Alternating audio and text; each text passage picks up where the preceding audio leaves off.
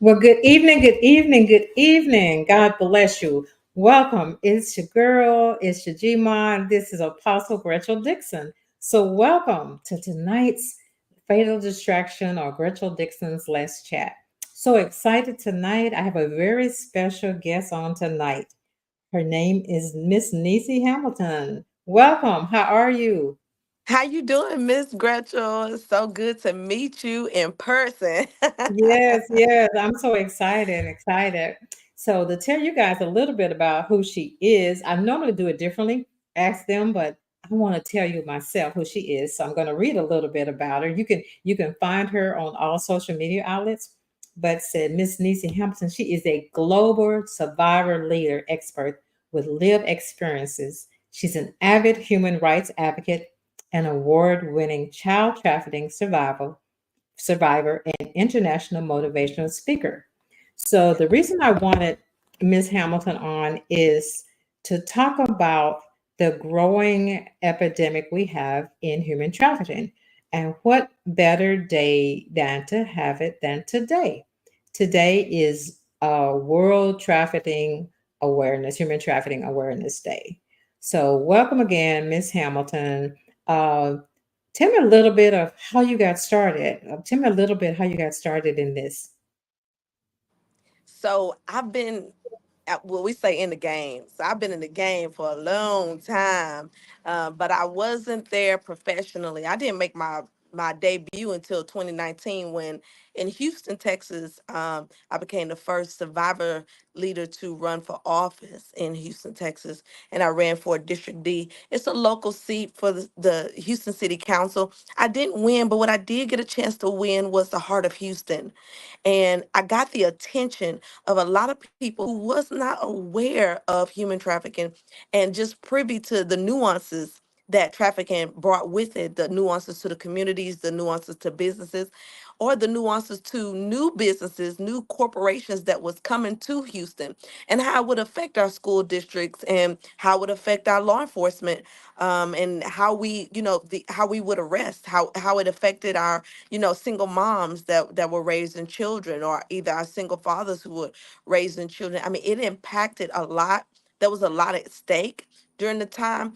And when you have an anointing from the Lord of something this big, it is catastrophic. The mantle is so heavy, and the weight of the oil on it is so heavy that while people are trying to get to know you, there are always attacks happening at the same time to kind of smother the Lord's plan of putting, people who have this experience through, this type of demonic oppression and through these types of ancient chains of sexual rebellion in position so that you can even hear their voice and so that you can even get that knowledge. Because he said, he was specific, Miss Dixon. He said, listen, my people perish not because of a lack of faith, not because they don't know me, specifically a lack of knowledge. And so from there, we just kind of took the what you say, how you take the reins, I mean take the rope, Mhm. it just went forward.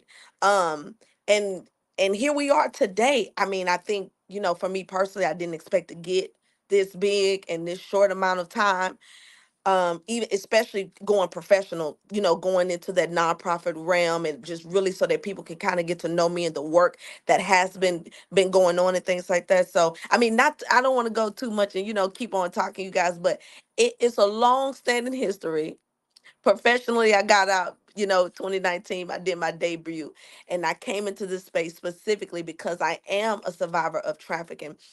But this is strictly an assignment from God. I mean, I'm on assignment every day. When I wake up, I'm on assignment. It is truly a calling. And with that respect, in regard to kingdom and the culture that kingdom wants to have here on earth, um, I mean, I owe it all to the Lord. Like, it's truly his work. Wow. And on your tagline, I see it says that you are a survivor. Yes. So tell us a little bit about that. Like, how long were you in the game, as they say, Yeah. and and and how did it happen? Were you snatched from a store, or what happened? It brings some, shed some light on so we can understand what really human trafficking is. Absolutely. Trafficking happens in different ways. So the way I teach it, human trafficking is the mother, right? This is the transgressor of of this demonic kingdom. And then under this transgressor, she has children, and two of those children are sex and labor. And so, and those children have children. So we get into organ trafficking, drug trafficking, ballot trafficking. We get into all of these other systems and stems of trafficking and these type of genotypes, right? That come out of these two children, sex and labor. And listen, the categories are gonna grow, you guys, because we're still learning what, we're still learning because we have such a limited perspective about Hmm. trafficking. And there's some places that we've been overlooking that we need to look at and really kind of, bring things into perspective. We haven't done that yet because we're still learning how to just dissect the things that we swept underneath the rug for many, many years. And so, with that being said, my type of trafficking started off as labor trafficking. And there's signs, right? It's hard to pinpoint one particular sign, but there definitely too much exposure at a young age will expose you to vulnerabilities no matter who Hmm. you are. That's But the right. type of vulnerabilities, depending on the community, right, will also give you a kind of perspective of what type of work was available during that time, at that time frame, in that age, just that era. So I was 14 years old. I was in foster care during this time. I had an option, and that one option was to divorce my mother, which that's something I was totally against, because you honor your mother and your father no matter what. Hmm. We don't get to choose our parents, but we are instructed. It is a mandate on us to honor them. Hmm. And with that, I honored my mother. I stand on that still to this day. I'm standing on business. And as a result of that, the Lord has blessed me tremendously for keeping his word, even at the tender age of 14 years old. Okay. Y'all, I Hmm. just want to Hmm. put that out there. Um, so my mother was known in the streets. The police knew her very well. Her name was Strawberry. They called her Strawberry downtown hoe. She had been arrested for prostitution many, many, many, many times. And this was a lifestyle, not a lifestyle that she chose. My mother was familial trafficked, meaning she was trafficked by a family member before she even had the education to be able to say, you know what, this is what this is. I want to detach myself away from this. I think my mother just got caught up in that. I want my mom to love me. I want my family to accept me. I don't want them to reject me. This was something that I didn't put on myself, kind of thing. And so that's my husband, you guys. Uh-huh. And so, and when we see things like this, then we don't know, hey, there's a way out. Here's what we want to do to get out. And as I'm having children, how do I teach my children not to, embrace this this lower level of thinking? You know what I mean? Hmm. Like, because back in that day, 'cause my mother was born in 65. And so growing up, she grew up through the 80s. The language was, oh, if you have children, you ain't gonna do nothing but be like your mama. Hmm. And when you hear that, you don't know what being like your mom is. And so as a result of that, I was like my mother, but I didn't have the tools and the backing and the formalities. I wasn't positioned correctly to say, listen, being like my mother is something I don't want to ascertain my life to, but there are ways that I can understand what my mother was doing, understand what happened to my mother without taking on that pain and then Hmm. making myself responsible for something that hurt my mother that is now hurting me.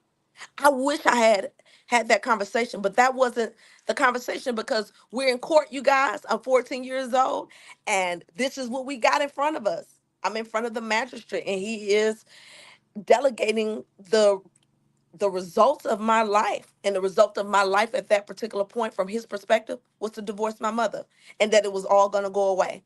I didn't choose that route, you guys, but instead, um, I ended up being it's called SMC. Soul managing conservatorship was given to my grandmother. And a lot of the benefits that my grandmother would have gotten, she didn't get a chance to get, as a result of me not divorcing my mother. And I was ostracized because I was allowed to make that decision, and I was, ultimately rejected. I mean, when you talk about black sheep, my God, it was beyond black sheep. It was like, oh, you did this, your mama ain't this, and your mama ain't that, and you should have went ahead and did it. You could have had this, and you could have had that. And it was just so much. The language was really, really heart wrenching. If you can imagine what is to them, hearing that there was no benefit was like hearing that they had lost the lottery, right? Mhm. You Right, know, right. you get what I'm saying? I'm just trying to, put things in perspective, guys. I'm 14 years old. I don't really know, to the extent of these benefits, or what they would have meant. Like, I would have got a free ride to college. My grandmother would have got a stipend for taking care of me. And I'm thinking, oh, you taking care of me out of love. And Mhm. and apparently, at this point, the love that is given, there's love, but it costs. Right, Um, right. and I'm not knowing how to, separate this stuff, you guys. I'm 14 years old. So I go home. This ordeal was clearly stressful for the whole family. 9 months after going home, you guys, my grandmother ended up dying from breast cancer. I was not aware that my grandmother had breast cancer and was going through this throughout this entire Mhm. ordeal. Mhm. And when my grandmother died from breast cancer, I remember her children, which would be my aunt and uncle, they packed her things up in her apartment, and they left, and they left me in an abandoned apartment, and that was it. I mean, I didn't know where they lived at. I didn't know where they stayed at. What I did was I remained in school. And I thought to myself, you know what, hey, if I could just get back and forth to school, if I could just finish high school and get my high school diploma, things can really, Mhm. really change for me. Mhm. Mhm. And my professors knew, I don't call them professors, I've been in college for so long. My teachers knew. They knew that I was homeless. They knew that there's some Mhm. things that were going on with me, but they could not house me. So because of this, unfortunately, I was left to sleep behind a Walmart on West Road in Houston, Texas. So I lived behind that Walmart for quite some time to just kind of, get life together. And as I'm couch hopping, because every night was behind the Walmart, right? You get Mhm. some weekends, you find some homegirls. Hey, girl, can I spend a night? I just really need to take a shower and just like eat something, Mhm. right? And people feel bad for you, so you come, and when it's not your homegirl, then it's your homeboy, right? And Mhm. so boy moms are typically, more lenient than girl moms are, right? Mhm. And then it's like always that question in the back of the boy moms head, like, wait, I know this is his friend, but like, is he just saying that? Is they, going together? Is they trying to sneak and have sex? It was nothing like that at all. But what I did keep hearing at now, 14 turning 15, was if you stay here too long, you might get pregnant. You might get pregnant. You might get pregnant. Like, that was the new Mhm. language. Mhm. So Mhm. first the language was you ain't gonna do nothing but be like your mama. Then the language was if you stay here too long, you might get pregnant. And so then I'm thinking, because I'm a child, hey, if I get pregnant, maybe somebody might just feel bad enough for me that they wouldn't kick me out of the house. And Mhm. so I did that. I was like, hey, I'm pregnant. I'm pregnant. Y'all don't kick me out. Please have mercy on me. I'm pregnant, and needless to say, that didn't slow anything down for me. I have this baby, and literally, not even 30 days of being a mom, someone called CPS on me and said that I was homeless, a minor with a baby. And um, I didn't end up in foster care. My kid didn't end up in foster care, but I ended up being sued at that particular point by the state of Texas for being homeless with a baby. Wow, that's And crazy. right, right. And it's like, where do you go from there? So now I'm going back to court. This time it's not for suing my mother or for giving somebody an extra benefit because they love me. Um, Now I'm going to court to protect this kid and to defend my motherhood Mhm. because everything was at stake. The judge gives me three requirements. He said, look, I need you to go to high school, get a GED. I need you to get some housing, find you somewhere to stay, because I need to make sure you have a roof over your head. But then I need you to get a bank account. I don't care where the money's coming from, but I need you to get a bank account, put some money in it. I need to be able to see that you want to, exercise fiduciary responsibility over this kid and that you're fit. So this was the litany test that the judge gave me for being fit to be a mother. At 15. At 15, at 15 years old, guys, I kid you not. And um, because there were no instructions on how to find a job, how to get a job, where to work, who hires 15 years old, where am I going to get the kind of money where I'm making a livable wage to take care of myself and another kid. Um, I go to church, tell my pastor what's going on. Everybody at church is like buying me clothes, buying me food, buying the baby clothes, you know. And, I will say this, rightfully so. The deacons in the church thought it would have been a great idea for me to connect with another young lady who was in my same situation, but she was doing pretty well, right? To their knowledge, she was doing pretty Mhm. well. And I hook up with this girl, and we're homies, we're tight. And she's like, "Hey, you know what? It's not a big deal. You don't have anywhere to stay. Come stay with me." Hey, who do you live with? I have my baby. Oh no, I got two kids, and then my boyfriend's there off and on. Oh, okay. Hey, I'm not trying to, impede on you. I'm not trying to make the situation worse, but I do need the help, and I really could use some girl power right now, like the strength in numbers, Mhm, right? mhm. And so I take her up on that offer. It's like 15 years old. I have nowhere to stay. There's no way in the state of Texas that I can get my own apartment in my name. Right. I'm not even 18 years old. Like you That's guys, right. like everything that you could think of coming at me is coming at me. So you can't really get a job where you're working full time and making a livable wage at 15. And then you can't get an apartment. So how do you Mhm. expect somebody to take care of a kid and then meet the judge's requirements? I go to live with her. All of a sudden she comes up with this grandiose idea that I can make some money. And I go, "How so?" And she's like, "Look, I work at a strip club. All I'm doing is waitressing. You can work there too." Well, how am I going to work at a strip club? I don't even have an ID. Oh, you can use my ID. You can use my ID to go work at another strip club while I work at another strip club. And I just make my money at this club, and then you make money underneath my name at this strip club.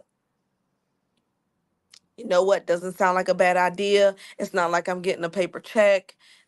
Back then, I think waiters make $2.13 today. I think back then it was $1.25. So, like it wasn't enough to be like, okay, let me put this in a paycheck kind of thing, and let me keep up Mhm. with it. So, Right. I mean, I thought no big deal. It's hospitality industry. What can you lose? And I'm, 15 years old working in a strip club, and I'm thinking everything's great. I'm making a little bit of money, and I mean, I'm being responsible. Like I'm being responsible. So I'm being like uber responsible with these tips because I have to make sure that the accounting, that the bank records reflect Mhm. some type of, independency Mhm. versus, what's actually going on, and and how am I getting this money? So, and I'm paying. So she's work, I'm at work. So who's keeping the baby, right? The boyfriend. So now the boyfriend's at the house more than usual because he has to keep, my young baby now. And so I'm paying him like $75 a week. I'm thinking I'm doing a great job, you guys. You can Mhm. only imagine, like I'm 15 years old. This is a high for me. I'm on top of the world. Like I'm thinking, oh, I can fight this, I can beat this. Y'all ain't got nothing on me. And all of a sudden, my world comes smashing to an end when I get home one day and the boyfriend's keeping my baby. And he goes, "Well, you can't get your kid back until you pay me $200 a day." And from there, everything stops. It's Wow. like heart in your stomach stop, just world is upside down. And really, the breaking point was, who can I tell? I couldn't tell my CPS caseworker because I was already a minor. And here Mhm. it is, I'm working illegally in a strip club. And then I have this man that's keeping my baby who, there's been no background check. I haven't done my due Right. diligence other than this is my homegirl's Mhm. man. You know what I Right. mean? I Right. mean, Mhm. if she trusts him to be around her kids, surely he's good enough to be around mine. You know, I'm 15 and I'm really, really trying, like really trying. And my world comes crumbling down at this point because now I have someone who knows all of my business and can go to the judge at any time and tell him what it is that I'm doing. He has plenty proof, plenty of evidence. It wasn't on my own volition, but it was an idea that was presented to me, and I thought that this would help me get my baby and get these people out Mhm. of my life. And Right. I ended up having to spend, $6,000 a month while my kid was held hostage because I didn't have any support. Wow. And so that's how you became such an advocate now for the Right. trafficking. And that was me, like I said, 14, 15, 16 going on. I mean, and of course, you guys, if you look at my story, you'll see that from there, like I changed pimps and stuff. You can even in the CPS the documents that the CPS workers documented, because they basically documented my entire life story. You can see the switch from the one house to the next house with the new pimp that I had Mhm. had, which I didn't even know I was, gonna be pimped out by the new person who I met at the strip club, right? Mhm. Silly of me. Silly of me to think that someone in the strip club has a big heart and wants to help out a single mom. And I didn't know that, he had saw that opportunity, something that was giving me so much pain and causing me so much hell in my life. He saw that opportunity as to take that opportunity from the gentleman and turn it into another type of opportunity where he could make that money off of me, and then he exploited me as well. So by the time I was 16, I was already on my second pimp at this point. Wow. So how long were you in it, and when you made the transition out from Oh, from I was there to where you are now? so I was in it for maybe about 10, 11 years. Yeah. And God's grace got you out, and so now you're an advocate. Absolutely.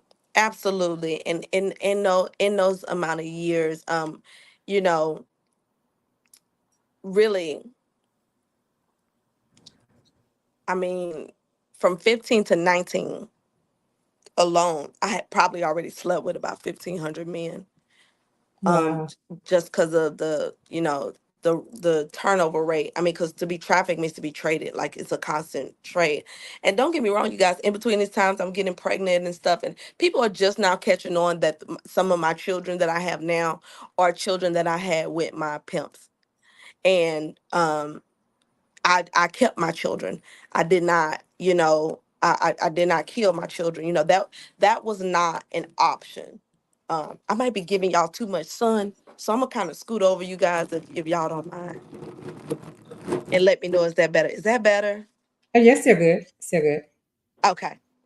Yeah. I just had that.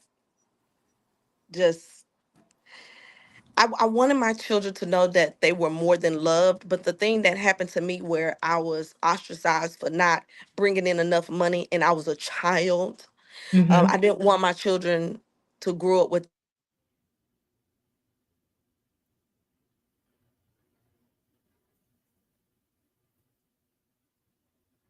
You just froze.